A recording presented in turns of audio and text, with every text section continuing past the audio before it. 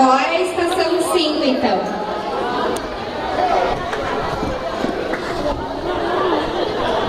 Bom, o nosso grupo está representando uma árvore, já que na bandeira do MTG temos a árvore da erva mate, com seus galhos, seu tronco, seus brotos, representando passado, presente e futuro. Aqui a gente fez uma árvore, não a erva mate, mas uma árvore normal, representando as nossas